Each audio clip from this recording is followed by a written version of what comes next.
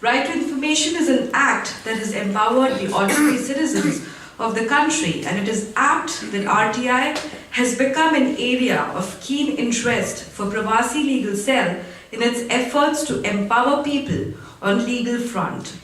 More than using the right effectively in its various interventions, Pravasi Legal Cell also conducts continuous awareness programs on the Right to Information Act.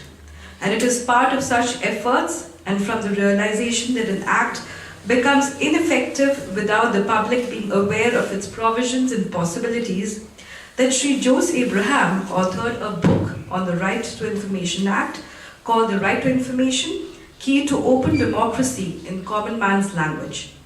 Advocate Jose Abraham is an advocate on record at the Supreme Court of India and the founder, president of Pravasi Legal Cell. May I now request him to introduce the book to the gathering before it is released.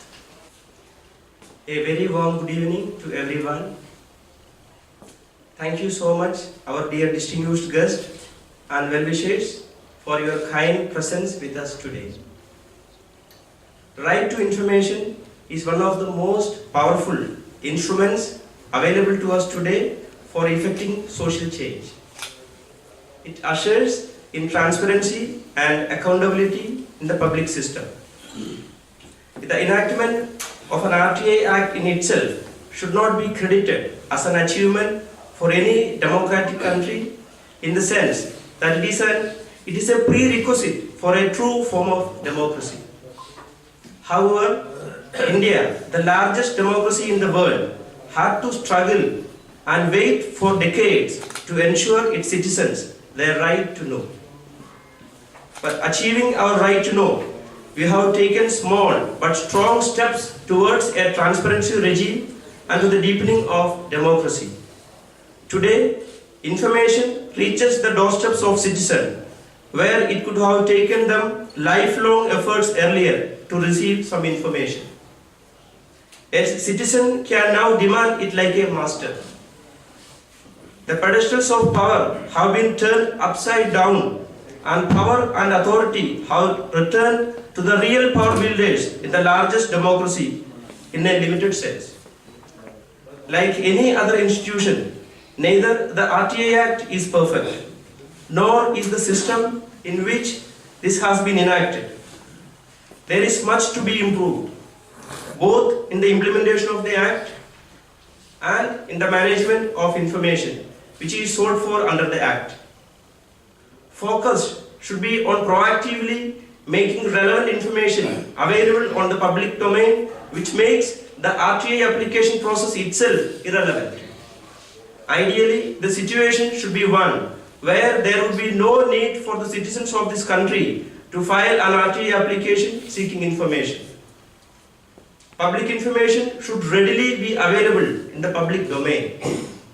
Every democracy should aim at such a levels of transparency in governance.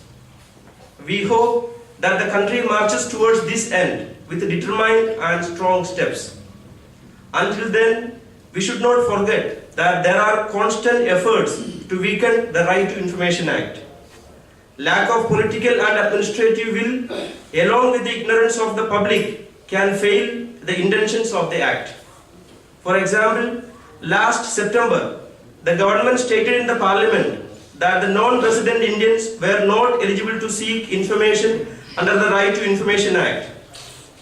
Pravasi Legal Cell sent representation to the Ministry highlighting it was a discrimination where RTI Act authorizes every Indian citizen to seek information under the RTI Act. Since we did not receive any information from the government or any proper clarification was issued by the Ministry on this matter, we approached the Delhi High Court seeking clarity on the matter. The PIL is under consideration and we hope the government soon clarifies its stand formally. As part of the awareness initiatives of Pravasi Legal Cell, we have been organizing workshops and nemavedis at various places, and we were shocked at the lack of complete knowledge about the Act even among the individuals who are using the RTI Act.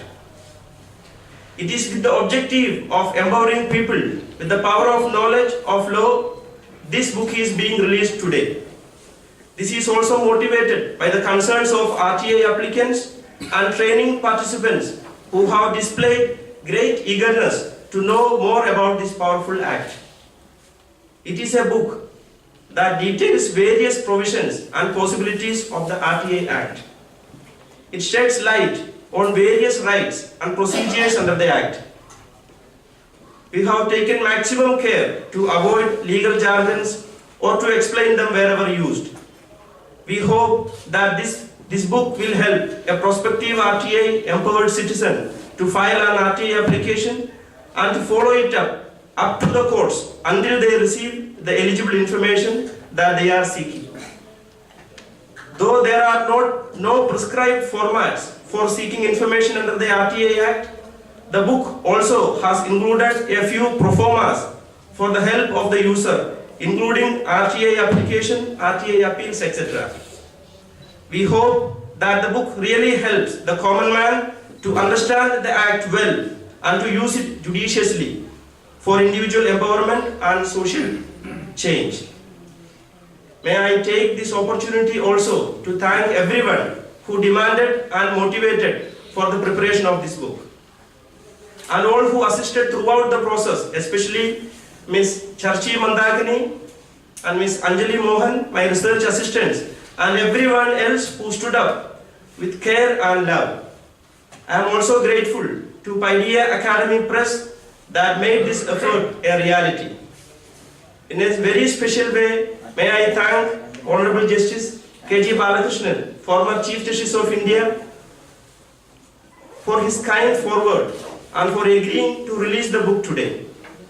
You are very generous with us, and all the interactions that we had, you have taught us with your simplicity and concern for the society and young lawyers like us. Pravasi Legal Cell and Paideia Academy Press are indebted to you. This book is for every citizen of India, especially those who are not familiar with the laws and their language. Care has been taken to prepare it as simple as possible. Best wishes for an empowered life and a happy reading. Thank you.